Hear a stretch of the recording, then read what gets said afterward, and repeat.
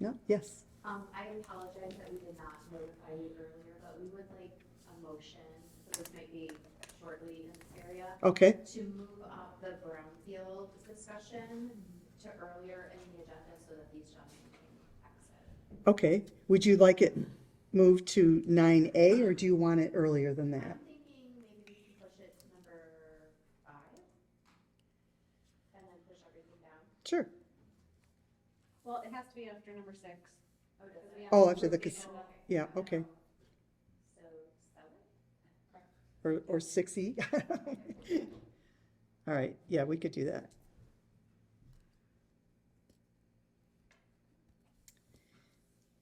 Okay. DDA board annual meeting? Can we actually do that also? I'm thinking just because from a timing standpoint, Okay, yep. we can move that to after the brownfield. Okay.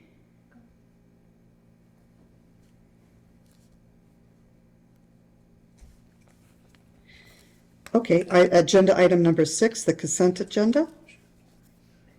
A motion? I will make a motion to approve agenda items 6A, B, C, and D, including receiving and filing all of the presented reports. And with the agenda, with the motion as amended, moving the brownfield up to after the consent agenda, and the annual public meeting moved after the brownfield discussion. Okay, all in favor? Aye. We need a second. Oh, sorry. Sorry. Second that motion. All in favor? Aye. Opposed? Okay, motion carries. All right. Brownfield. Brownfield Redevelopment Authority. You gentlemen are here for that, I suppose? Someone could take the podium? So just to present why the judgment is here again, is there was some potential misunderstanding of what was presented at the last board meeting. So they're here to clarify the years and the dollars that were discussed. You're welcome. Thank you for coming. I was kind of hoping to hear Kyle update or if you guys. You're welcome to stay. If you guys found that tractor. We can move this part to the end, and I mean, it's going to be a quick one, though. Go Lions. Thank you for moving us up on the agenda and having us here tonight. As we were preparing for the village council meeting, there were some last minute questions about the duration of the reimbursement. And so we kind of hit pause and just said we want to make sure everybody's on the same page. The brownfield plan before you was the same plan that was here when I spoke to you last. The question came up in terms of the term of reimbursement. The first year under the plan of proposed capture is 2027. So we essentially have kind of a 2-year delay before taxes are actually being captured and reimbursed to the developer. We had that term of 15 years of TIF reimbursement, and then by the statute allows the Brownfield Authority, which is through the county, to capture up to 5 years after reimbursement to be deposited into a local brownfield revolving fund. So that, although it was in the plan, I don't know that anybody necessarily picked up on that until Friday before the Tuesday meeting that we were scheduled to be on. So there were some questions. We talked through that with Joe and the village's attorney, and Jess, and we kind of all came to the same conclusion, but we wanted to be transparent about that, make sure everybody fully understood. The brownfield plan has a duration of 22 years, and that's how we got to the 22-year duration to allow for the county brownfield revolving fund capture at the end of reimbursement to the development. So no numbers in terms of eligible activities have changed from what was before you. We haven't changed the term of reimbursement to the developer, but we did want to clarify that term of reimbursement outlined in the plan. Okay, So thank you. happy to answer any questions, but again, want to be transparent through that whole process and make sure everybody fully understands what the request is. So it's 22 years from this year, and that's where the confusion came in? Right, there's essentially a 2-year delay, right? Yeah. This would be the base year and there's no capture, and then obviously they have to go out and build the project. So the first year of capture would be 2027. So, and one other point I should say, I think at least Joe had made the comment, all of the base value that the DDA is capturing remains coming to the DDA. So even any increment between now and 2027 that accrues, the DDA will see that benefit. The taxes only capture the incremental, so any base value being generated is gonna go to the DDA. So you'll continue to receive what you receive today, and up to 2027. From that point, the incremental increase will be captured and reimbursed to the developer. The county would capture up to 5 years in their revolving fund at the tail end of that, and then all of that increment then accrues back to the DDA. Quick, So I think, yes, quick clarification. The 2 years are at the beginning, so 26, 27. correct. So then we're looking at plus 15, plus Plus- 5, so plus 20, 47. Okay, thank you, sorry. Yeah, no, that's why we're back here. We just Okay. want to make sure everybody understands that change. Yeah. Joe? I'll go up there. There's no camera. Yeah, we've only It's only dated on. So going back to, let me plain speak it a little bit. For some of the conversations I've had, like with Rod Charles, for instance, it wasn't until Friday that I realized the current capture stays in place. My argument, even before I knew that, was, let's say you're capturing 1,000 a year. 15 years from now, you've given up 15,000, but in year one, your capture is 141. Well, come to find out, what you're capturing now doesn't go away, it just stays. So whether you do anything or not, your capture is gonna stay in place for the next 15 years. But whatever the confusing came is back in August, I had a resolution that was from the county sent to me, and it had all these things about Oakland County Brownfield Redevelopment Authority, and they're capturing a fee not to exceed 15% of annual capture, and they're gonna collect up to 100% of the eligible costs for the fee. And there was all these costs in this resolution that was essentially coming to me that was gonna eventually go to council. And so I questioned those, and I sent it off to Bob, and he connected with Jared and I, Mr. Hanson from Oakland County Brownfield. And so they were working on it. Then the new resolution shows up a couple weeks ago, and it doesn't have any of that in there. I'm like, oh, okay, it's been worked out, that's not in here anymore. Well, but it's in the plan. It's being, and it probably always was in the plan. It was. It just was, before it was sticking out like a red letter, and now it wasn't. And it was only once I dropped off the packets to you guys, or council members at least, were like, oh, there's the 22, and I wasn't sure, because I was out of state last month's DDA meeting, how much that was talked about. We didn't want to go forward and just adopt it last week, even if council on the fly said, oh, okay, well, we're fine with that, and did it. I wanted to make sure the DDA was fully aware of that and understood that. So we're back to here. But again, you're not, up until that date, I even thought they were foregoing the current revenue for those 15 years. Not the case. It's kind of when the DDA was drawn. They drew a line, and the village just stuck in that line forward, and the DDA gets all of that captured, and that's what's happened over the last 30-some years. Same thing here. They're drawing a line. You could continue, the DDA will get what they're getting, and then over the next 22-ish years, as it must come, then they'll come on board. And I think the estimate is 141,000 in year one when this part expires. So, like I said, even using the argument with Rod, that Year one, when we start collecting? when the DDA collects, yes. Okay, so in 2047, we can expect 140,000. Yes. Yeah. So even using the argument with Rod over the years as a lovely, you're not capturing even 1,000, I don't think, but it's in there somewhere, but it's small. In 15 years, you can get up 15,000, but then in the first year later, you get 141. So, give up 15, get 141, I'd buy that ticket all day long. So, and even now, it extends out a few more years because of the Brownfield Authority and the statute allowing the county to capture some of those. And one of the things mentioned that Mr. Hanson from the county said, they've redone their fee structures. So recently, they've reviewed some of the brownfield plans that they have around the county and the fees they were collecting on those to help them cover the cost, and they have been collecting enough to cover those costs. So those fees have been adjusted upwards some. But nevertheless, they have cost. To avoid those costs, the village would have to do its own brownfield authority, do all that, and collect all those taxes, do all those disbursements. Nobody here wants to do that. So those costs that the county has in operating that and running that authority has to be paid somehow, and that's how they do it.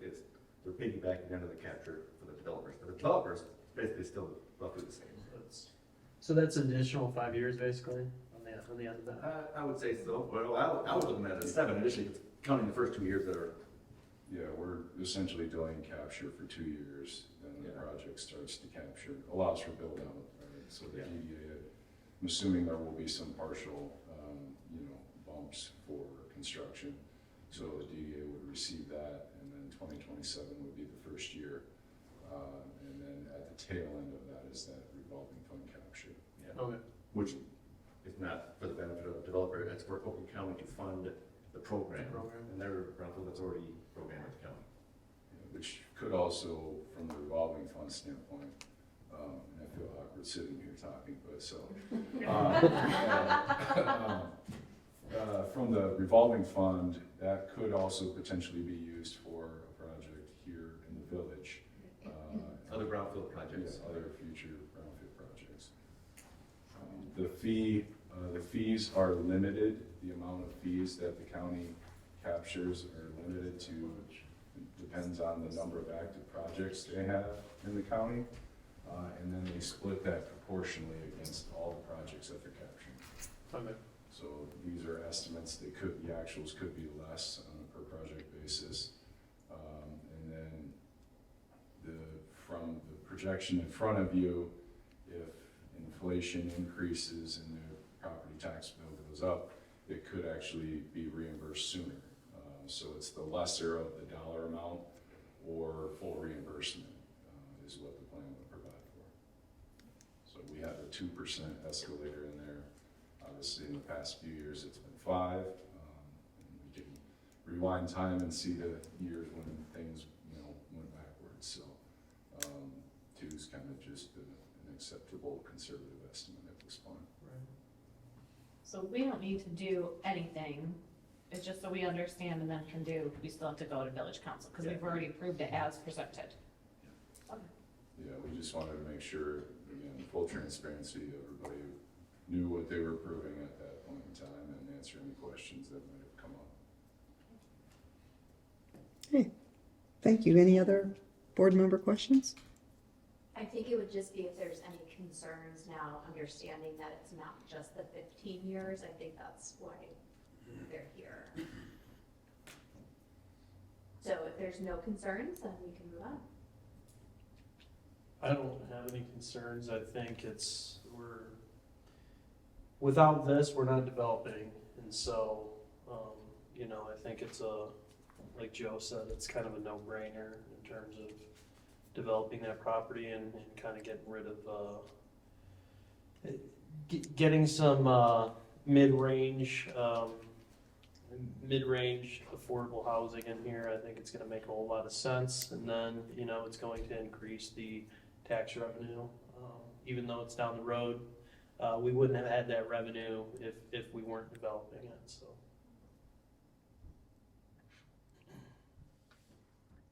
Okay, thank you. Thank you. Thank you. Yeah. Stick around for the child. It's really exciting stuff. I'm rather intrigued. I saw the update on there. I'll have to Google the notes. Yeah. Thank you. Thank you. Go live. Yeah, we'll put it right back on. Not the Lions, that's. Okay, the DDA board annual meeting, is that you, Kimberly? Okay. So I have not been part of the annual meeting in the past. However, on this page here in your packet, it shows what is stated within our bylaws. Within that, it's talking about board member appointments, which we don't have any at this time, voting on the chairperson and vice chairperson, that is not applicable at this time.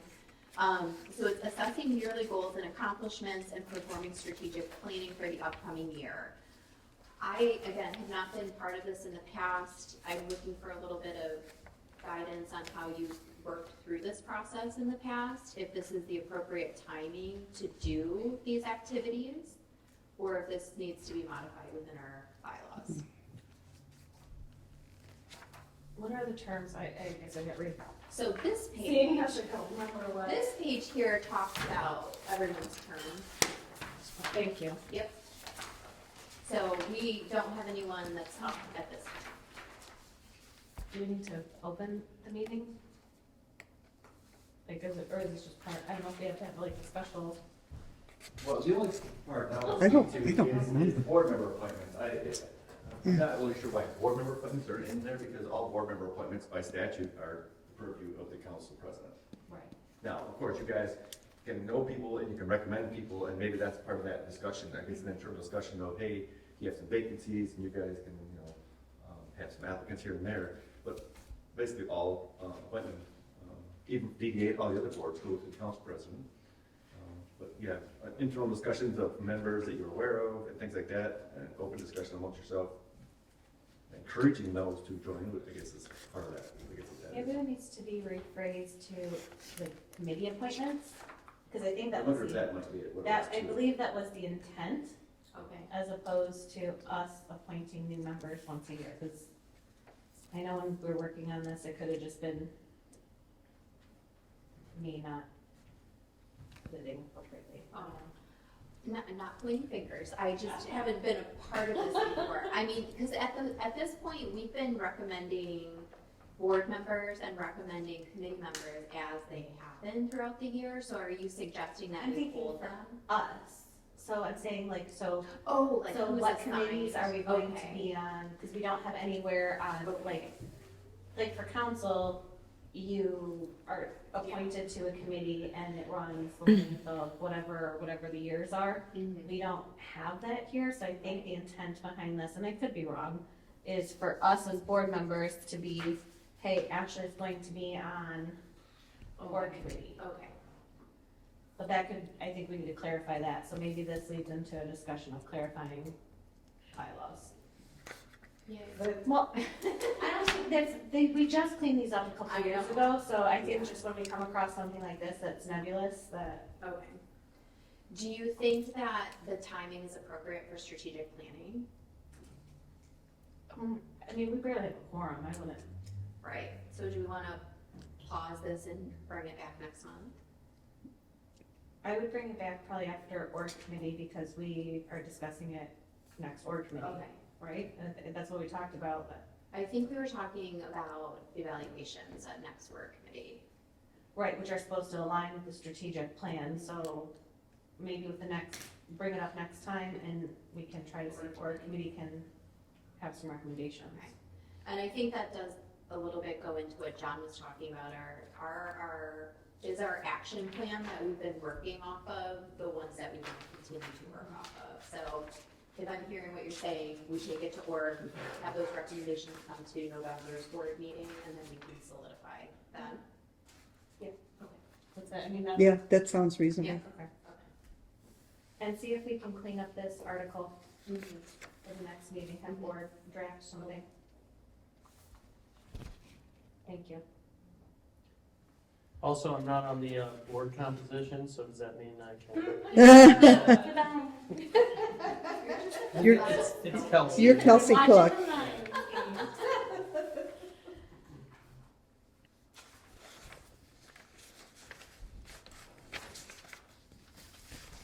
Okay, any further discussion on that? All right. Moving along to financials. We have financial statements and revenue expenditures reports and the bills for September. Motion to approve financials, A and B, bills for September 2025 in the amount of $23,443.08. Second. Okay, can you roll call, please? Yes. All right, Pete Schultz. He's absent. Yep, Is that okay, here. correct? Yep, skip. All right. Marie Powers, Yes. Ashley Ross, Yes. Jacob Nicosia, Yes. Jay Choi, Yes. Melissa Canales, yes. Okay, approved. The DDA reports, the org committee report. I don't know if we have anybody from the org committee. I went. Oh, you are, oh, excuse me, yes, of course. For the first time ever. It's been a long time. Discussions on trolley, we talked about the sidewalk repairs that are happening, so that should be a short inconvenience. Gazebo renovations had started the day we met. Next month, we are going to look at the employee review, so we'll have a recommendation for the board, hopefully by the December or January meeting. We're looking at the processes that we've done in the past, as well as looking at budget. There was some discussion about moving the review period to align with our fiscal. Typically, we've been doing it either by date of hire and or on a calendar year basis for the review. So then we would always have to be amending our budget, so we'll have some recommendations next month. Grants we'll discuss later in the agenda. And then next meeting, we'll start the process, because by the bylaws, the org committee makes recommendations about our executive director review. I should say executive director only, because that's the only person that reports to us. Okay, thank you. EV committee, would you mind doing that one, Kimberly, since I missed it, or? Not a Okay. problem. So we had, Joe Ferrari. Mm-hmm. He came in and spoke to us about the tax captures and what we capture from a BDA standpoint, just as an educational component. We also talked about the different strategies or areas of focus that the EV committee wanted to look at over the next couple months, like what is our purpose. Let's see. Oh, we had a gentleman, Jake, he's a newer member. He's suggested having a theme to our city. So having something that kind of really draws and differentiates our city. His recommendation was playing on Oxford as the sister city to Oxford, England, and doing something Shakespeare related. And then we talked a little bit about open real estate spaces and how we could potentially purpose those into different areas of focus. So incubator spaces, or moving different currently located organizations, potentially relocating them to maybe an open real estate space, and then utilizing a current space. Just like what we do with market. Yeah, a little bit. Okay. Yep. Yep, so I'll leave it at that. Okay, is that it? Thank you. Promo committee. So we just met today, so. I was gonna say, we don't have a sheet in here, do we? But No, No. we just met this morning, so we don't have the minutes put together, so our apologies on that one. We will get that in our next board meeting as an amended piece, but do you want to speak just high level of what we talked about?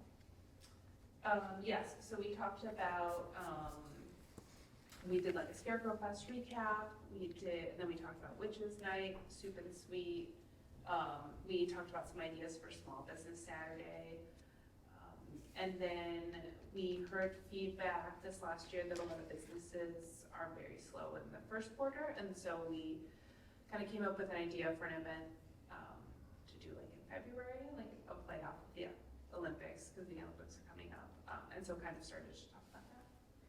Yeah, we spent quite a bit of time talking about cross promotion also within the businesses. So one of the things that we've received feedback on is the D-Day is great and wonderful, of course, but people like to see businesses supporting other businesses instead of just us always being the ones kind of going and promoting for the businesses. So we had talked about it at our last DBOM meeting around having business owners kind of pair up or partner off and help support, you know, the other business, something that maybe doesn't seem logical. So for one of the examples was Scott from Sick Pizza going into like Whimsy and the art studio and kind of saying, oh, this place is amazing and great, and you know, you guys need to come here, this is a really cool place.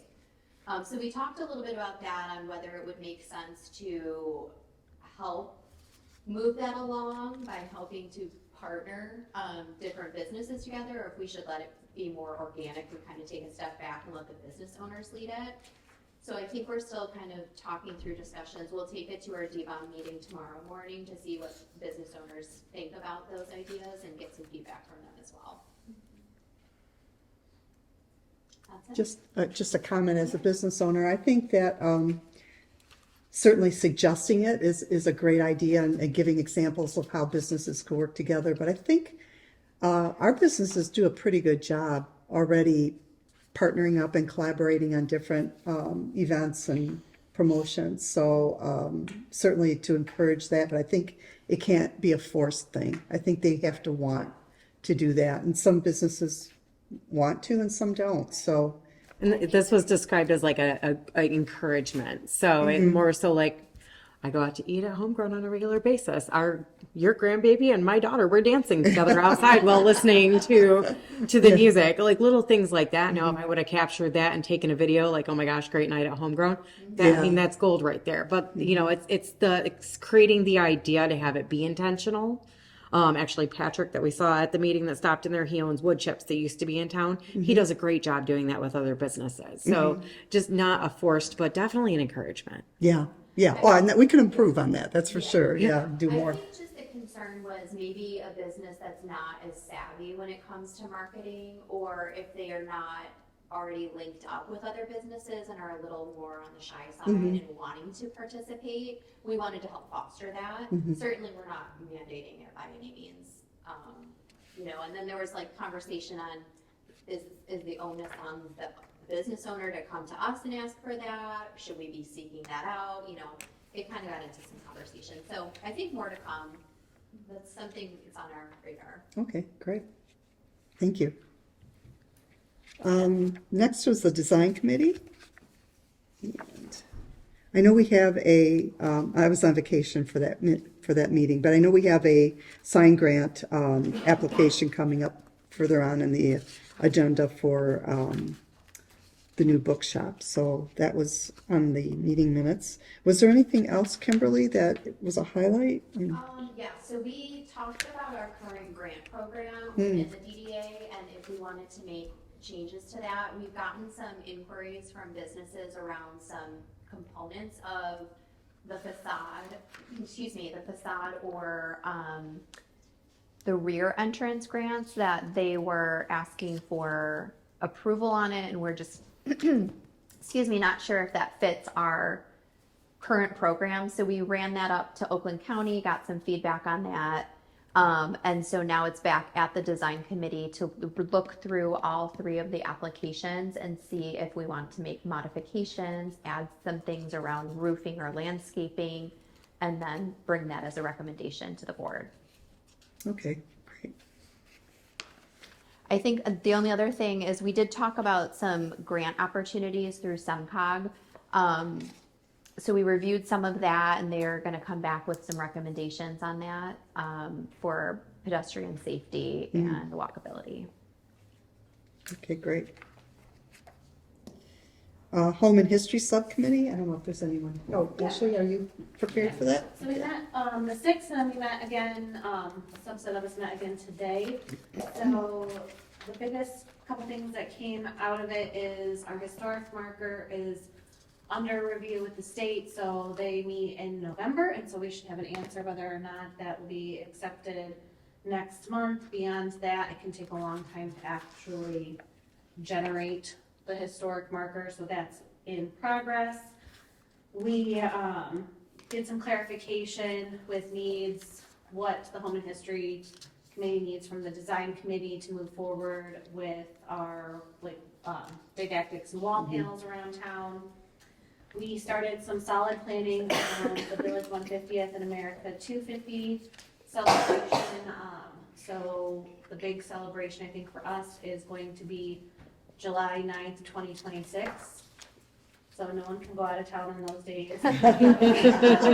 Don't tell me you have enough advance notice. But that's when we'll be opening the time capsule. The village at our meeting last week did a formal proclamation to join the America 250 initiative. So we have the America 250 Village 150 and then I'll have a suggestion later on about the committee and the agenda. Okay, great. Thank you. And last but not least, the executive director's report. Thank you. So just a couple of highlights over the last month. Jess and I took a tour of the DPW garage and workspaces in the water tower. So that was really cool. I've been with this group for about 3.5, almost 4 years, and I've never seen the water tower. So that was really neat. And the water filtration plant. So thank you to DPW and to the village for taking time out of their day to show us that space. Shop OC Main Street was here last week to highlight our community, gain some footage. We saw some of the pictures that came back. It was a really fun day. The weather was very unfriendly, but the group is very friendly, and we got to highlight 3 of our businesses. It was Funky Monkey, Nora's Bridal, and Caveman and Pip. So we're excited to see the video footage, and we'll start getting some promotional materials together on our end. We also hosted a volunteer appreciation event this month. We didn't get a huge turnout, but the people that did show up had a wonderful time. It was at Summer Sundays, and pizza was donated by Sick Pizza, so that was wonderful. And we hope to continue to have these events. We highlighted 2 of our volunteers that just went above and beyond this year. It was Holly Pfeiffer from our board and Scott Cree from our design committee, who have really just stepped up and helped us this year. Scarecrow Fest was wonderful. I did want to announce that I have been accepted into the MIPDM certification program, and I have received a scholarship. So I will be participating in that over the next couple years. So yeah, if I start getting a little grayer, please understand why. And that's all I have. Thank you. Okay, unfinished old business, sidewalk repairs. Can we go back really quickly? I'm so Yeah, sorry. yeah. I'm going to have Jess just very quickly. She had put a report together for Scarecrow Fest. Oh, yeah. Very similar to what we started earlier this year. We like to share our learnings from the events, and this can help us as we strategic plan for 2026. Yes. So Scarecrow Fest was a huge success this year. The focus was just to bring people downtown to enjoy fun family fall activities. So we didn't track as well as we're trying to do this year. So we tried to do a little bit of a comparison, just pulling from past bill runs. So it's not totally accurate or as accurate as we could get, but there's a little background on it. We had 15 sponsors for this year's event, so that gave, that donated $3,700. And then we didn't have tickets, but we did have the vendor market, which brought in fees, and the formal tournament brought in fees as well. We didn't make a profit, but there's a breakdown of expenses. And then we sent out a survey that we're going to do after every event to the businesses. And a few businesses came back and said that they did it well beyond last year. Like they saw huge increases this year during the event. There were some we narrowed down the market a little bit this year because last year there was feedback that it was very competitive with having several of the same vendors. So we broke it down into categories, and so as a result had less. So then there's feedback that we maybe shouldn't have done that, so there's that. But then also a few businesses suggested that next year we try and maybe do some sort of scavenger hunt during the day to get people into the businesses. So that was good feedback. I think just another couple notes. We took a look at the process that we've used, and I think we've identified a couple cost savings for future events. So instead of, for example, the yard signs that we always have for sponsorships, we designed them differently this year so that we can continue to reuse them instead of getting new signs every year, which that was Jess's idea, and that was phenomenal. And then also doing more in-kind sponsorships so that we're not expending the money and then we're getting services. So we did that as well. So we hope to continue to find ways to save some costs, because as you can see, now, certainly we're not in the business of having a profit, but it is a bit of a difference between what we spent and what we brought in for this one. I think it's worth it, 100%. It was a wonderful event, a lot of very, very positive feedback, but just from a financial standpoint, that's what it looks like. Any questions? Thank you.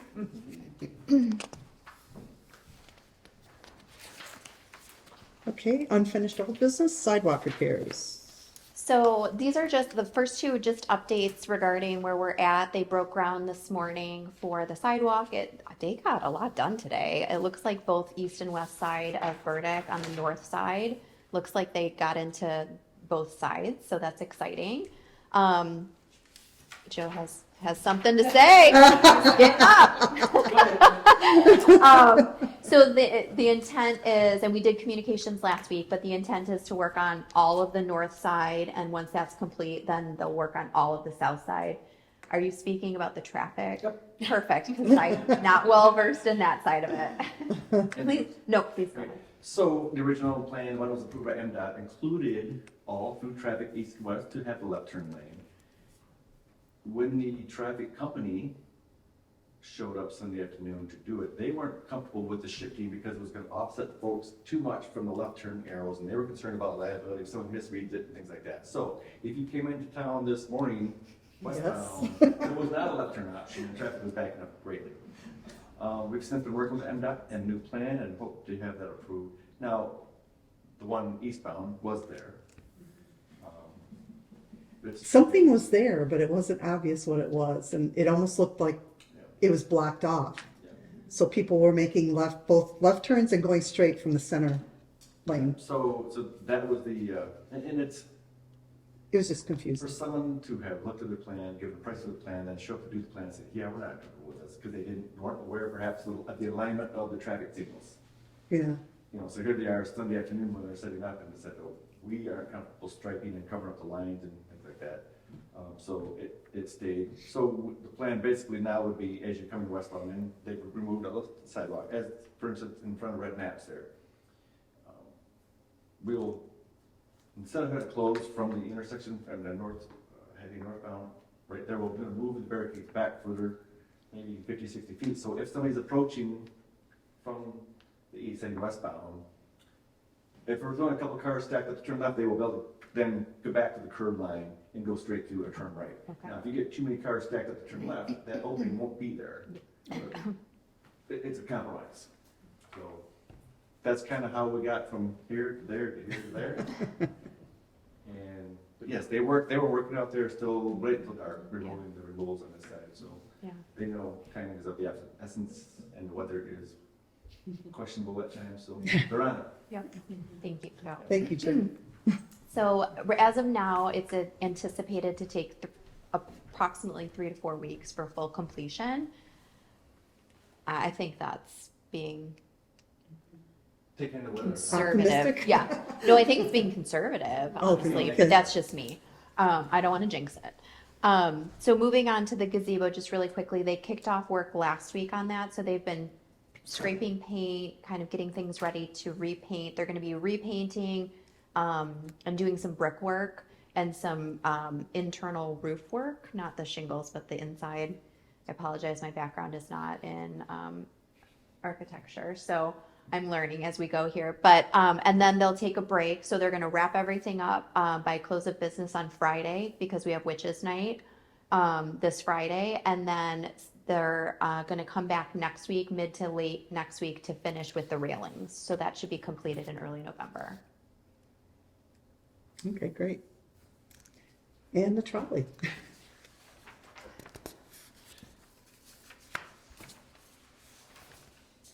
So Wow, that was a long pause. I was waiting for Ashley to jump in.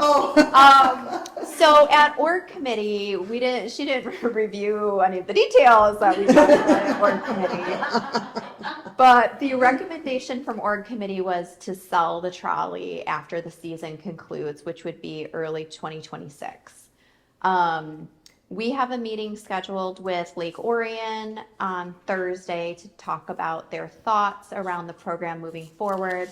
Initial conversation that I had with the assistant director last week was it's not any different than what we've talked about before. And I think it's very similar to how we feel as a community, is that if it's inconsistent, questionable means, then they're probably not interested in moving forward. If we had a more reliable version of the trolley where we had fewer concerns, they would be more invested in that.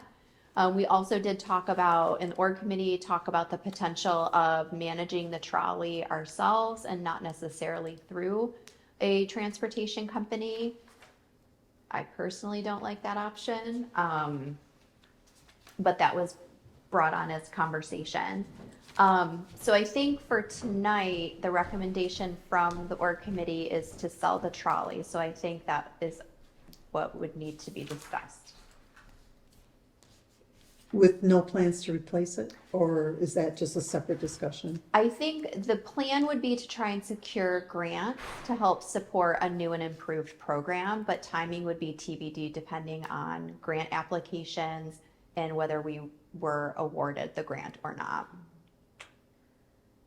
I think we all liked the program. We didn't want to rush in and force ourselves to be with another trolley that A, isn't exactly what we need, or B, is another kind of financial disaster for us moving forward. And so if we could make a few bucks off of our current trolley, which is a good, I mean, we fixed everything on it, but it still is just not serving our purposes. And the NOTA drivers don't necessarily, most of them don't want to drive it.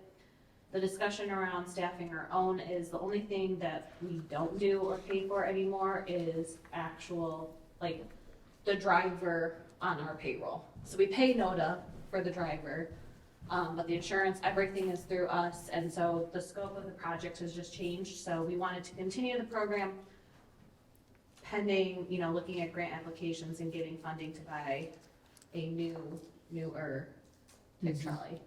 But it doesn't necessarily mean it would happen next year or the year after.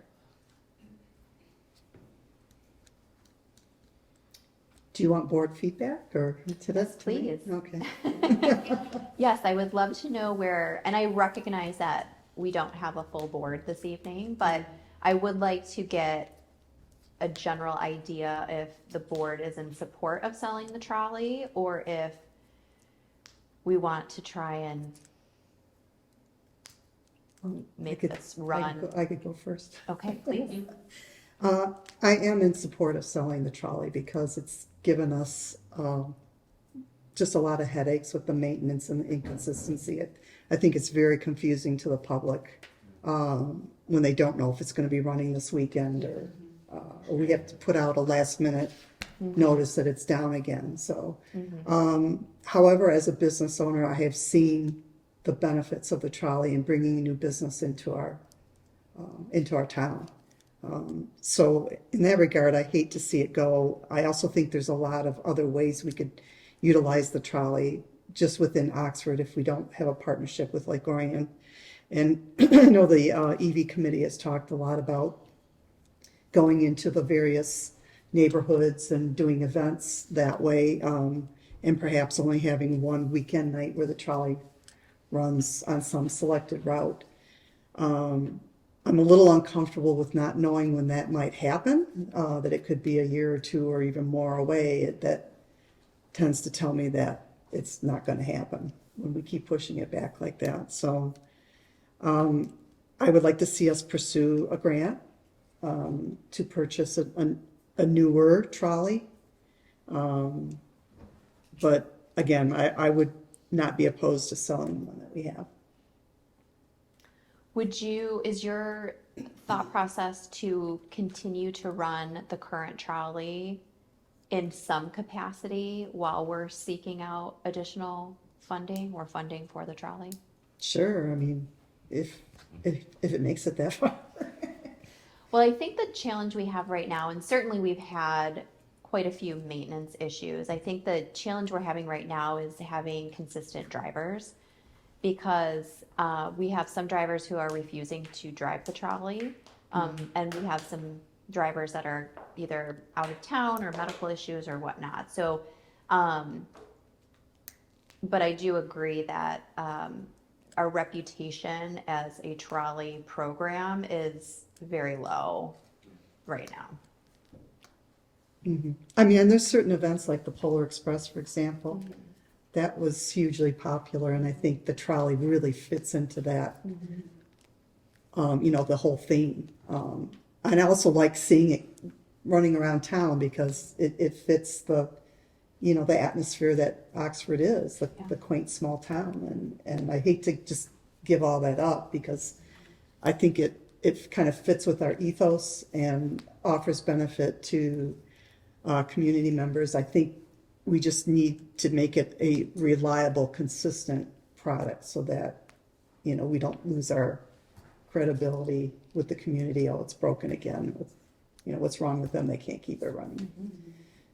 So I don't have the ultimate answer, I guess, but my vote would be to keep a trolley in some shape or form running, with a lot of TBDs on the schedule and where it goes and all that. Yeah, Joe. So, last month, the Oakland County City Managers Association met over in the city of Fenton, because they have about 12 people in Fenton that belong in this county, so we'll cross over. But part of the reason I was intrigued to go there, because there was a brand new trolley there that we all took a ride on. And we took this around the city of Fenton. It's ran by the Mass Transit Authority, which is Genesee County's version of SMART. Brand new trolley, very happy driver, beautiful. They have 2 of them, and they're working in right now in the pilot program, the city of Fenton and other areas and so there's a model out there already being started that perhaps there's conversations with SMART in the county, and then I know there's a lot of competing people in that arena, right? Where maybe maybe SMART or somebody gets one, and you reserve it for these days and these weekends, and other communities reserve it for those days or those weekends.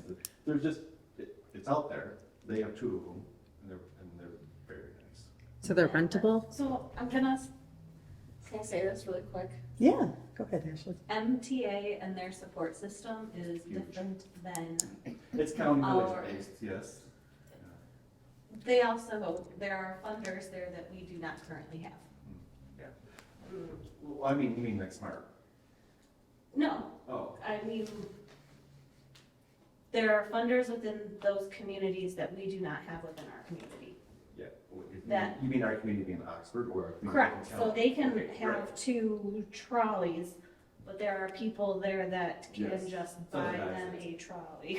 Yeah, right. That So we- can- if somebody wants to buy a I trolley. thought Joe was gonna buy the trolley. That's why he got I up. can't speak to how it came to be, I think, Well, the funding there is different than what our models. Mass Transit, I believe, paid for them, MTA. Mhm. And yes, maybe I'm sure there's some remuneration, let's call it, from Fenton to MTA to help cover that cost while it's in town. Ashley, could you explain MTA? I mean, can we join MTA? No, or MTA is our SMART, so MTA Okay. is Genesee County. Oh, okay, so it's by county. So Okay, ours Okay. is SMART. Theirs are much more heavily used and funded, right? Yes. funded Okay. at least at some. Again, they have different foundations that can support and back end and help do different things that we just don't have here. Willing to accept them though. So I don't know how the trolley came to be. I didn't know either. It was news to me right before that meeting, and I went to learn it and see it, and, I would be very interested on how everything came to be or who funded it from the backside. yeah. It was all Mass Transit authorities, I think, funding that bought it. Right, but I don't know if they got grants or How do they support. farm it out and how do they get recoup any cost? I don't know. I don't know.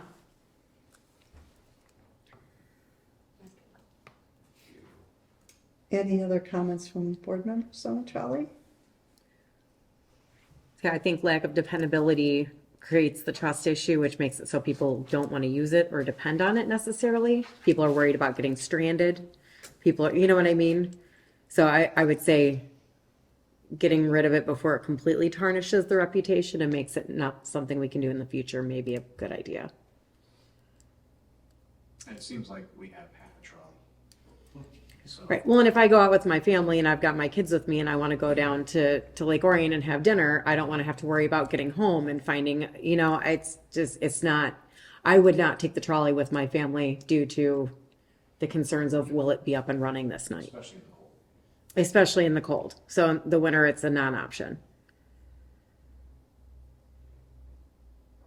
So do we make a motion? Does someone make a motion I- on that, or do we? I We would do it not with feel more comfortable board with more. members? Yeah, I think Okay. there's too few people I think here. that's fair. Okay. So we'll postpone that discussion to next board meeting. And I'm sure there'll be discussion within some of the committees as well. Okay. New business, committee member recommendation. So we do have a gentleman who has attended several of our EV committee meetings and is interested in becoming a permanent committee member. His application is in your packet. I'll make a motion to approve Roman Gasky joining the EV committee. Second that. Okay, motion passes. And there was just one, you said, right? Okay. Update the current ad hoc committee, change the home and history ad hoc We to, have to vote on it. oh, I'm sorry. Roll call. It'd be voice. Oh, okay, all in favor? Aye. Opposed? Okay, passes. Sorry. No, that's okay, no. Change the home and history ad hoc committee to the America 250 Village 150 ad hoc committee. Extend the ad hoc committee's lifespan through December 31st, 26. This is coming out of the proclamation that the village did last week. So to have a formal proclamation, part of the recommendations is that there is a committee dedicated to America 250. I felt we already had that since we've been doing the home and history, we've been doing 250, 150 type celebrations. So just to be very clear, instead of calling it home and history, I would like to change the name, which does not make it any easier, but to be very clear, this is the America 250 Village 150 Ad Hoc Committee, and it has a lifespan through December 31st, 2026, and at that point, after the celebration, will no longer exist. Okay, do we need a Motion to change Home and History Ad Committee to the America 250, Village 150 Ad Hoc Committee, and extend the Ad Hoc Committee lifespan through December 31st, 2026. Support. Okay, all in favor? Aye. Opposed? All right, motion passes. Okay. The sign grant, there is a sign grant in your packet from page 18, the new bookstore in town. The design committee is recommending to the board a 50% grant of the quote chosen not to exceed $1,500 via the sign grant, via a sign grant pending sign application approval by the Village of Oxford. So, I'll make that into a motion. A motion to approve the sign grant application for page 18, not to exceed $1,500, up to 50% as quoted. And it's beyond that point, so it would be $1,500. Second. Okay, and we need a roll call for that, please. You got it. All right. Marie Powers, Yes. Ashley Ross, Yes. Jacob Nicosia, Yes. Jay Choi, Yes. Melissa Canales, yes. Okay, motion passes. Soup and sweet stroll reimbursement? I just wanted to bring the conversation in around the reimbursement for soup and sweet. I know we had conversation last year. I just want to, I think the intent on having this conversation is around, again, we're not in the business to make a profit, but we do have a budget when it comes to what we can and can't do. And with having these infrastructure projects moving into this fiscal year and into next fiscal year, the conversation was just around, do we want to reimburse 100% of the ticket sales back to those that are participating at Soup and Sweet? Or do we want to change that percentage?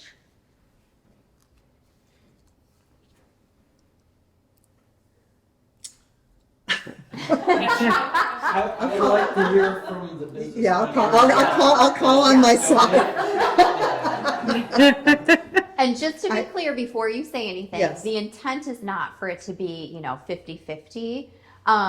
We do recognize that there is a large cost, especially with the soup portion of it. I think last year we were able to give a larger amount than we have historically. So I'm not advocating for not doing that. I'm just curious of the thoughts around, as a board, what you would like, how you would like to proceed with our financial side of things. Okay, as board member and business owner, I have the same answer. Okay. I don't think 100% reimbursement is necessary. In my viewpoint, if you're at least paying for the ingredients and maybe some of the extra labor that goes into it, to me, that seems sufficient. As a business owner, we view this as community outreach, being able to meet the community and interface with them. And it's always an enjoyable experience. And I would not be expected to make money off of it. Are you saying, just for clarification, 100% off what we make for ticket sales, we give back based on whatever that is, not that we are guaranteeing 100% that we will cover all of your expenses? Correct. Yeah, so for example, let's say I'm pulling a number, this was not accurate. Let's say we made $10,000 off of ticket sales. We take that and we divide that between all of the soup makers and all of the suite providers. And then last year we tiered it 3 levels. If you remember, we had 2 businesses that were making in-house suites, so we gave them a little bit more than those that were purchasing suites. So also as a business owner and a board member, so my business is different. The cost for me is not as significant. So if I per se donate pre-purchased items, I like to do it from one of the local businesses. So it's a cross promotion thing in general, or the craft I like to donate. I do not expect reimbursement. I view that as like an in-kind advertising sort of thing for myself. So I'm more worried about, acknowledging the cost for the restaurants and the bakeries that have the higher expenses. Completely agree on that. I mean, the soup and the sweets, some of those sweets were sweet. And the soup cost. It Oh, cost certainly. a lot of money, so I think it makes sense to give them, where we can and give back that money. Yeah, I don't think the general expectation is for the restaurants, for example, to make a profit off of soup. Yeah. I mean, they just want to cover their expenses. Yeah. And in prior years, they received nothing for it. I So Exactly. I just found that Yeah. out today. I did not know Most- that. Most are very appreciative. So before, in earlier times, you would go up, you'd pay $10 and you get a spoon for everyone in your family. If I recall correctly, is how it was a per family and you just paid cash essentially when you got there. So it's more organized doing it this way, like the punch cards, but there's a cost that comes with those too. Yes. So, there's a lot that goes into it. And like I say, my biggest concern would be more so the restaurants themselves that are making it. If someone goes and buys a Costco tray of cookies, I mean, they shouldn't be expecting to get the same amount back that one of the bakeries would get for selling handmade cookies. Right. What's the benefits to the flip side if the DDA were to divvy up the ticket sales? I mean, that's what we did last year. So it's just a matter of, it's the expenses that we incur and that's less that we can do in another area. And that kind of ties back to the strategic planning for 2026. This is a learning year for Jess and I, and we're pulling all of the data together. So I couldn't tell you how much we're spending or how much we've spent on soup and sweet. The way that we're doing it this year, we'll be able to. So I don't know what that looks like. I'm hoping that it's not bad, but I couldn't tell you. I know that there's a lot of money that goes into it, which again, we have a budget and that's fine. I think it's helping me kind of calibrate how the board would like to see things financially. If you're looking for more participation from the businesses, I think giving them more Yeah. might help. But if Yeah. you're not looking for more, if we already have enough, businesses that? I think participation will fall off if you Oh. don't give them something, Absolutely. to cover their Yeah, and expense. certainly, I'm not advocating by any means to not give anything back. I think that's a huge benefit. Well, and offering the volunteers is huge too, Oh, yeah. because that's another thing is restaurants on one of the busiest nights of the year. If they have to have an employee standing out there, that's also quite an expense. So I don't believe that there were volunteers offered before. Oh, okay. So these And are just all- for crowd control alone, Yeah. because Yes. you can't sling soup and Yeah. control the crowd at the Yeah. same time. So. I think either way, this will be one of the more heavily participated ones. But yes, I think some would fall off of this if there's not something given back. So I guess from what I'm hearing, my thoughts would be let's continue to do it as we did it last year. We'll get that data put together. We can take a look at it and see where we're at. And if we need to make changes, we can look at that for next year. Okay, thank you. Okay, sure. Excel Brothers lighting quote? Okay, so Ashley and I had the opportunity to sit down with Mickey to talk through the Skyline lighting program.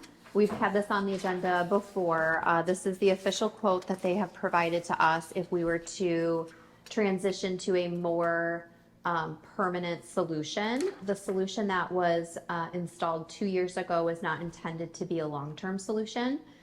So this would be more in alignment with that long-term solution, looking at an 8 to 10 year lifespan with much less maintenance than what we're requiring right now. Now, would maintenance be a factor that's included into the quote? I think it's under, I don't know that he included the yearly maintenance costs, no. The first year is provided free, and then it would be a yearly, kind of just double checking and seeing if the glue is holding, if there's any bulbs out, that kind of thing. So, just really quick, it is a sticker shock when you look at it at the first. So having the conversations, this is meant to be long-term. We won't have the same problems. We are guaranteed to have the lightscape, which I think has become a signature for our town at this point. I can't imagine us ever not having it. Mickey was really great. This wouldn't go, he couldn't install it this year anyway. It's already too cold, so this is a spring install. And he is willing to work with us if we wanted to split it by budget year. So however that works, if we wanted to pay like half deposit, and these are not like final numbers, but the total, you're looking at almost $83,000. Instead of taking $83,000 out of this fiscal year, if we can do half July, that way we're not taking such a big hit this budget year. When you break it down by 10 years, the chances of them breaking down are so much smaller than what we have right now, especially in the winter, which is our biggest problem. Even if you added in maintenance, you're talking anywhere from $600 to $800 a month over the next 10 years, when you look at it. In a year? Oh, no, per month. So Oh, okay. every month, if we're paying this over the next 10 years, that's what you're looking at on a monthly investment. They are at least 8 to 10 years. We could get longer. They're run by an app. We can change their colors for all of the different events. Like, we just have so much more flexibility. They're on his building right now if you wanted to go take a look at it. The install, I think our business owners, when we first went through, some of them obviously don't want drilling, some of the buildings can't have drilling. Maybe if they know it's a more permanent, we've tried it, we like it, might be able to get more success. So if we can drill into the masonry or into the mortar, they're gonna be even more secure, where some of them right now are adhesive. So I think if you just look at this, you're going to have that big sticker shock, but in practicality, if we want the light, he is giving us a good price. It's not a huge dollar amount per month, and it's way less maintenance calls, and they're pretty much guaranteed to work for the next 10 years.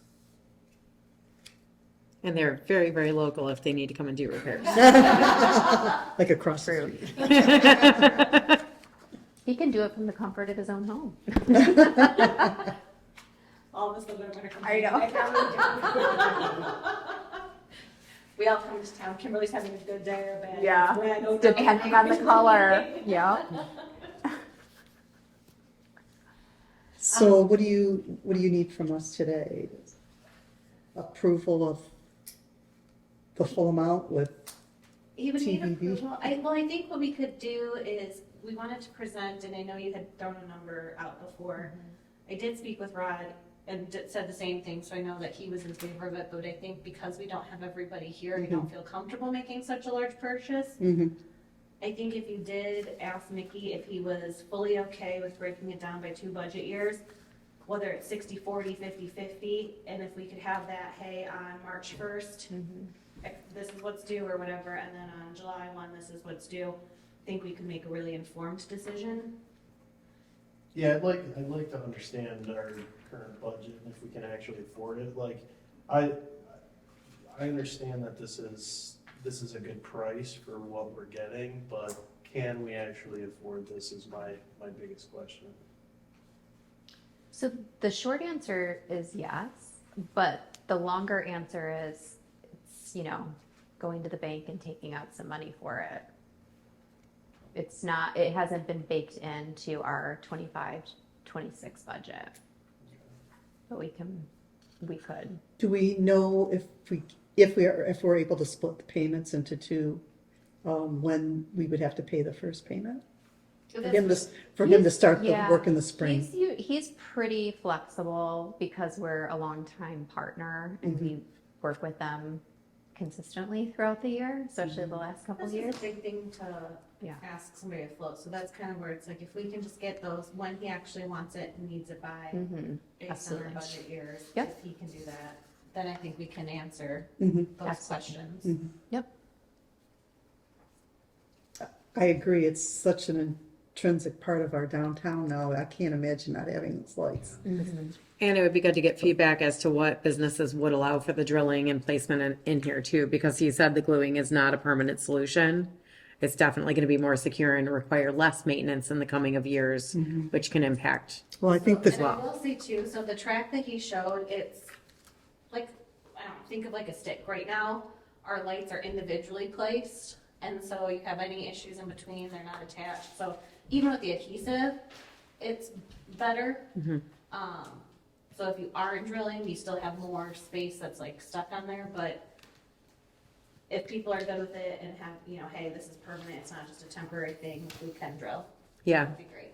I think that'd be huge. well, I assume the business owner's gonna wanna know, given the fact that these are historic buildings. Well, What correct. what would they recommend? I mean, is the drilling really? So as long as it's not like a museum, drilling's not necessarily, yeah. Yeah. John. He's been waiting. There's a reason he stays. I I know recommend it's- we send Alex and Ron your way from our design team, architects, who can help guide you on the drilling, on historic buildings and such. So, Excellent. also suggest talking to your neighbors in Rochester, since they string lights every year. They have permanent in there. Yeah. And it's on their facade, which I would never recommend, but Mickey did say he can even do a lot of it in the mortar, so you're not even actually drilling into the masonry. Yeah, so why don't we reach out to Ron and Alex and Yeah. have them come up and take a look and chat Yeah. about that. Great suggestion. Recommendations. Okay.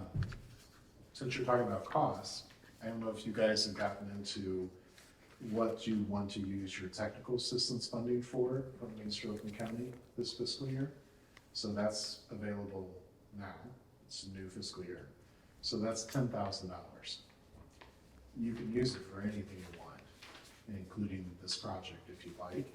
And the way that our fiscal year falls, it's technically, you can get technically 2 technical assistance funding from us within a calendar year, because our fiscal year ends in September. So example, Royal Oak is doing a lighting project on 4th Street, and they're looking to bank their technical assistance for this current fiscal year and the next fiscal year that begin in October of yet this calendar year, and bank them together for a larger bundle. So as you're talking about lights, trolley costs, things like that, keep in mind, you can use your technical assistance funding from us for any or all of these projects. And that's $10,000 within fiscal year, but technically it's 20,000 within a calendar year. Mhm. So just keep that in mind. Thank you. Thank you. All right. Last but not least, grant consultant quote.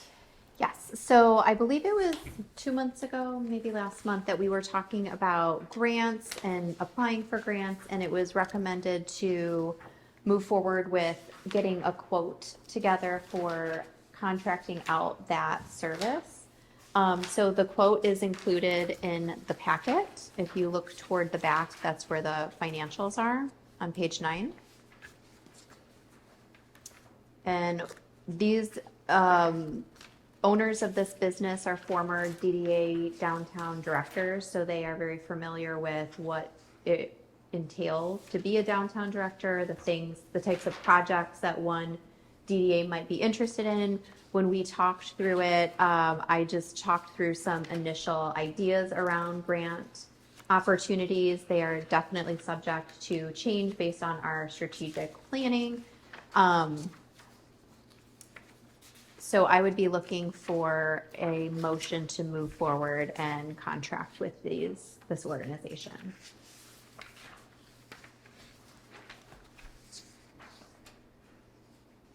So on page 11 is what we talked about initially around some opportunities for grant support for some of the projects that we are looking to do. And look there, exterior lighting, it's right on there. Trolley's on there.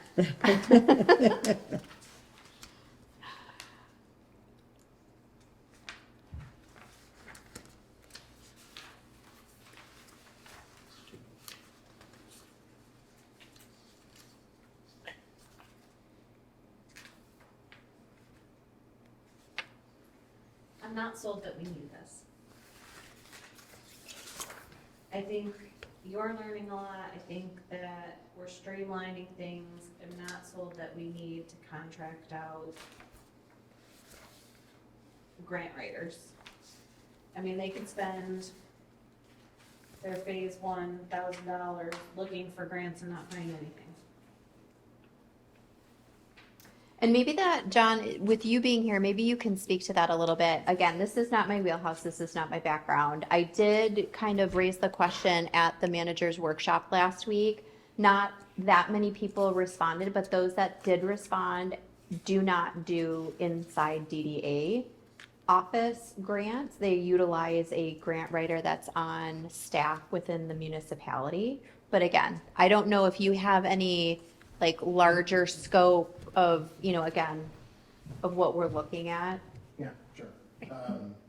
So wearing two hats. So yeah, like Kimberly mentioned at our Main Street Managers Retreat, the question was asked of the group, and we had just about every Main Street manager there from the county. The few that responded said that their municipality, like Kimberly was saying, the city has someone on staff or someone that they contract with their city to be a grants writer, because sometimes the grants that you may get into, if you're successful, require quite a bit of management on the time in terms of compliance.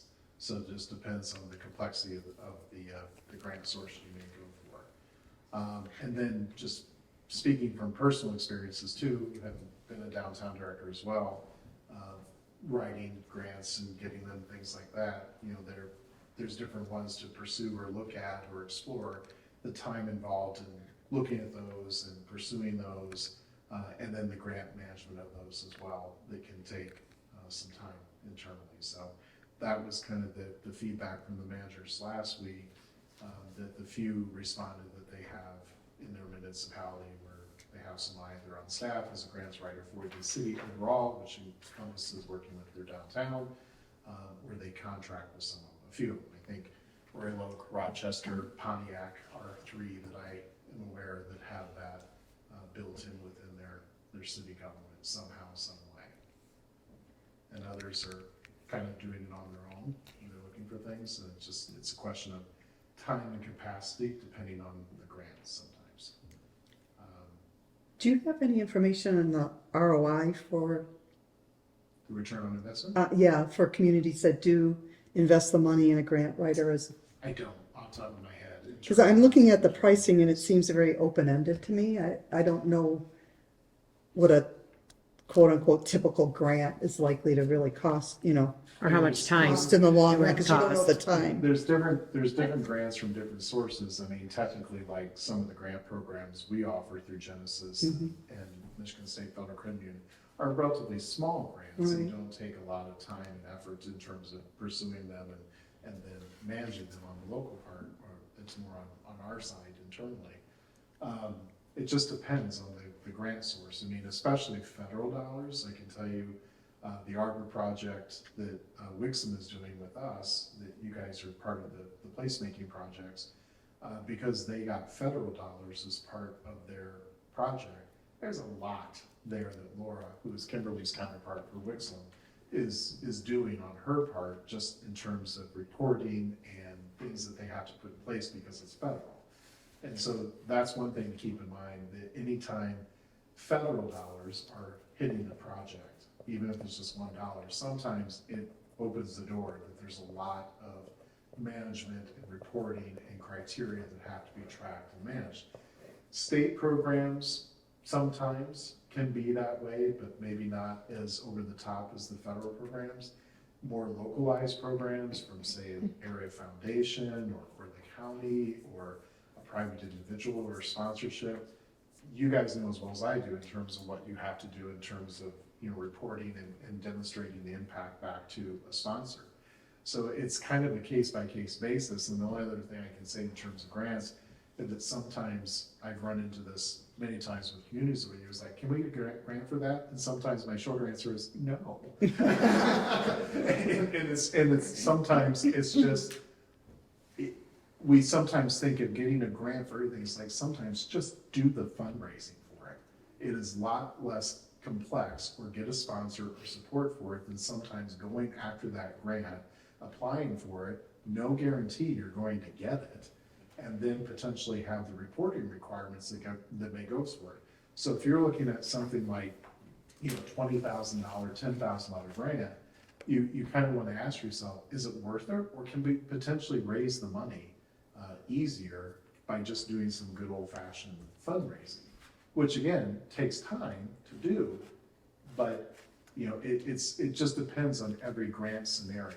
But I can tell you that a lot of times federal dollars in whatever form, and a lot of times state dollars that potentially you may get, those take more time in terms of capacity and management and keeping up with the reporting aspects, versus something that may be a little bit more local or privately funded. I don't know if that really answers your question, Marie, but. Yeah, There's not a good ROI because you're never guaranteed.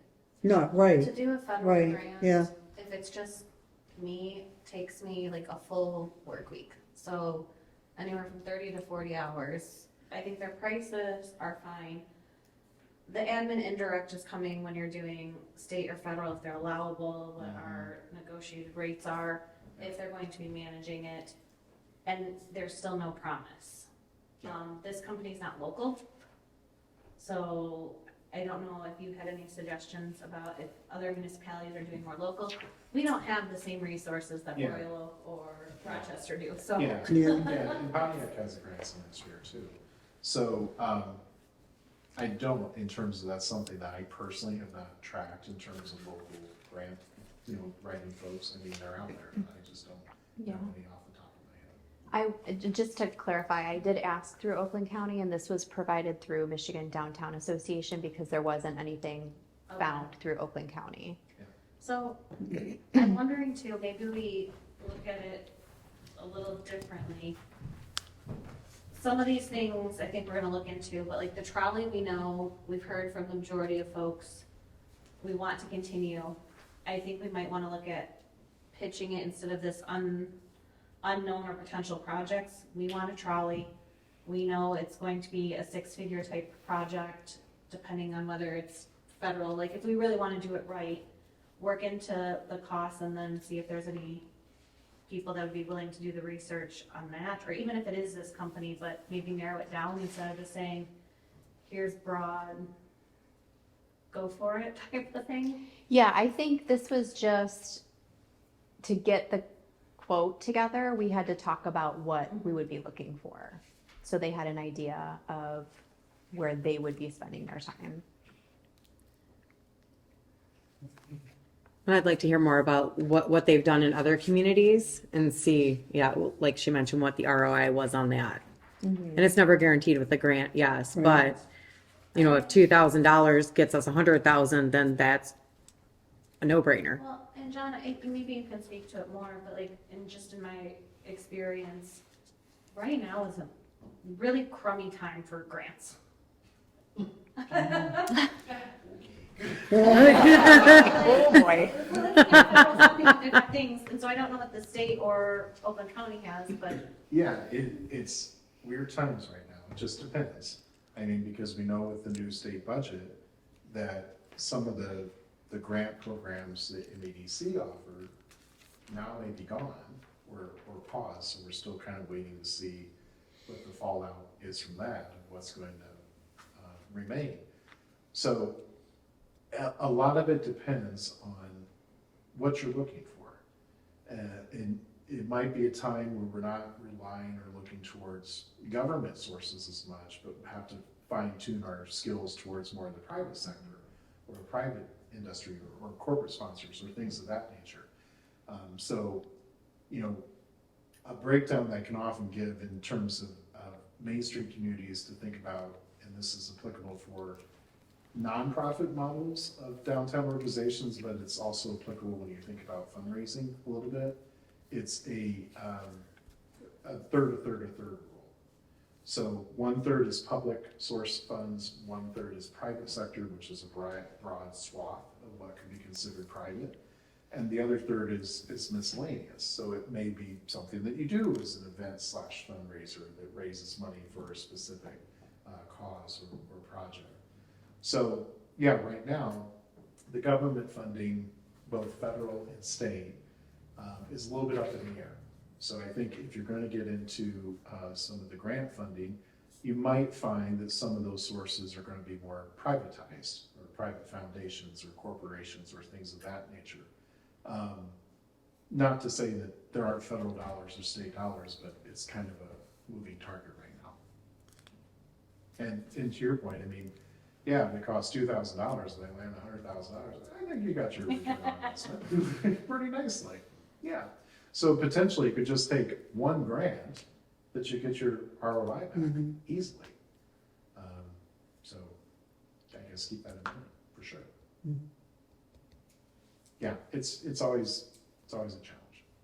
But sometimes, like you said, sometimes this just good old fashioned fundraising sometimes potentially will get you there. I mean, When you said some neighboring communities were using a company like this, I'm not aware of any of the neighboring Okay. communities that are using a company. I just know the examples where those 3 communities where they have someone in-house through their city government that's doing that.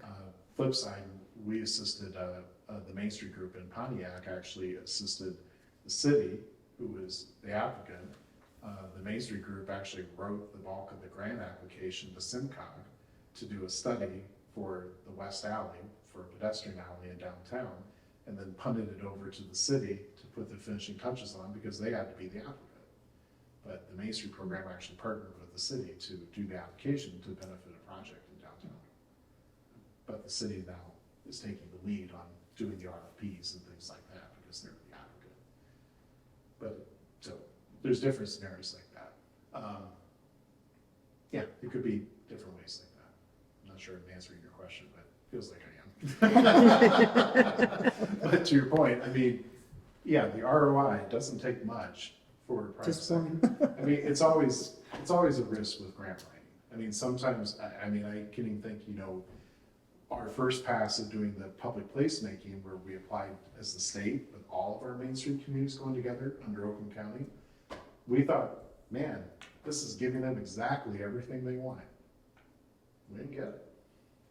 And that's when we decided to go on our own between the county and the communities to move those public placemaking projects forward, which you guys are included in. So we ended up kind of doing it in-house, you know, as the county working with the municipalities because the grant application that we pulled together, we thought it was so strong and ticked all the buttons. We didn't get it. Yeah, no guarantee. No guarantee. So, that's about the best I can tell you. Fortunately, in the grant world, there are no guarantees. You just never know. Thanks, John.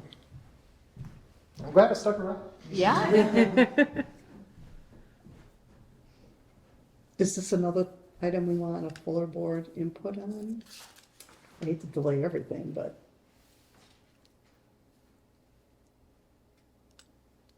I would say yes on a fuller board. I'm not really comfortable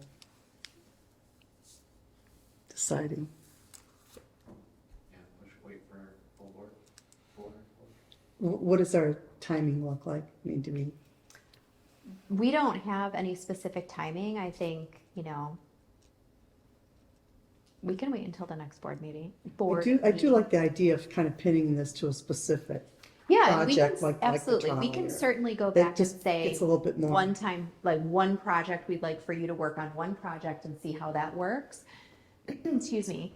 And then make a decision from there. I certainly don't know that we would go to them, with 5 things and say, here, find something for Right. us, definitely prioritize that. If we did that, would we have a better chance of them being able to pinpoint a more specific cost to doing that? I mean, I don't know because I think it's based on their time that's invested. So it depends on the type of grant, like how long it takes for them to find something that would be suitable for our needs and then to how long it would take to actually write the grant. I think that's where,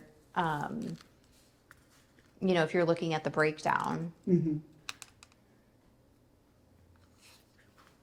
Yeah, we're not gonna ask them just to write one grant. I mean, if you're talking trolley, you're going federal, state, community foundations in our area. This is gonna be, you don't think it's practical for us to give them that request and would they be able to come back with, yeah, it's gonna be this number of hours, it's gonna, rather than being totally open-ended on, we want a grant writer, but we don't know what we want you to do yet. I mean, I think it's hard to determine how many hours it's gonna take beforehand. Until we know the grant.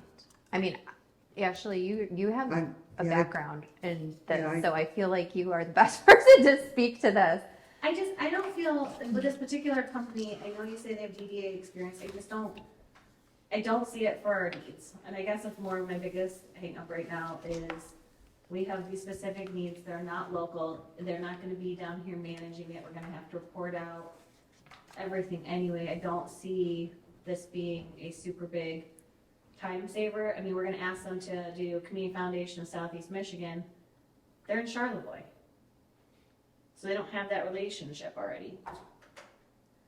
So if I want to save money on finding a grant, especially with local funders, I'm gonna find somebody who has relationships with local funders already. Do we have contacts that we could reach out to get I don't know if quote's the right word, but to see what their assistance could be? What do you mean? Who? Like, do you know of people that would be, I would call the Good. different city grants administrators, so I would see if we can talk to Royal Rochester, who is doing it, I know you have it in-house, but how is that working for you? Is there somebody that you know, because they would know more of that, well, don't we have a grant person within the township? Is that somebody that we could leverage? it doesn't hurt to ask CJ. His only experience with grant writing is in his current role though, but he also does have some relationships with foundations too, so it's not, I think for something super specific that we're looking for, this company, I just didn't get the warm and fuzzies from, even if they're MDA recommended, I mean, So how would you, so your recommendation is to reach out to the grant writers within the communities that are helping to support local DDAs and see if they have any recommendations on a different contracted service? Okay, that's right. And I don't think we're in a rush.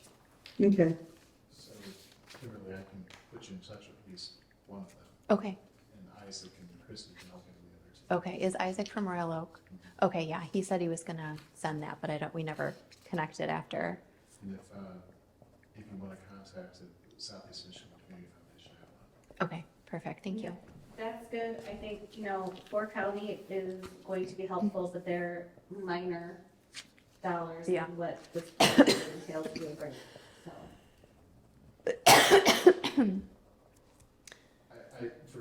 I'm sorry, I should get up. But,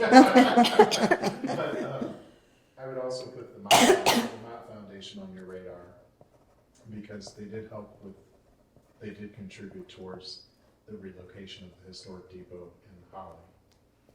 And so I'm thinking particularly for the trolley project, because it impacts multiple communities, they may be interested in taking a look. Okay, what was the name of that? Mott? Mott. Okay, got it. They're close enough, they may care. I've had zero luck outside of that unless it's going to serve what you had just said. Like Holly is, but it doesn't hurt to ask. Doesn't Worst they're gonna say is no. And sometimes it takes time to build relationships with these folks. Well, I think with the trolley in Fenton, I think if we have conversations with that too, because I have a feeling that I know who the underwriters are, and if we can say, hey, this would benefit that as well, and we can do, trolley tourism. Regional And trolleys? just the way you couch it is gonna have, it will be important. Yeah.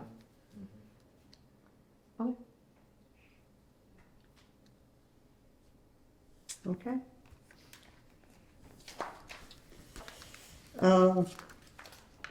So we're going to further this discussion next month, I'm assuming? Yeah, I think we have Okay. I have some action items to Yep. reach out to get Okay. more information. All right, good, great. All right, number 11, items moved from consent agenda. We don't have any. Board member comments. Jay, I'll start with you. It's been really good to see all the scarecrows around town. I think that adds a whole nother flavor to our town. It's just so awesome seeing it, so many comments about it. I love how our community's always trying to come together and have that, so enjoy the rest of this fall weather we're getting, and soon there will be snow. Yeah, Ashley? Go Lions. You stole my line. Did we miss the whole game? It's halftime, Oh, is that? 14-0. Thank you. Are we winning or losing? Oh, good, okay. We're all wearing our More shirts comments. today. Yeah, go Lions. I also want to comment that the scarecrows are awesome. Yes. Business owners did an amazing job and it looks so nice in our town. And then I'm ready for our little Hallmark town to be all prettied up for Christmas. Christmas. So exciting. Yeah. And also go Lions. And I do want to say great job to you ladies. You're both absolutely wonderful. Promo committee meeting was today. I really like that we had the good conversation about what the goals are on honing in on what the future goals are and events and things for the community. So just you guys are doing a great job. Thank you. I'll second that. And go Lions. All right, meeting is adjourned, 8:35.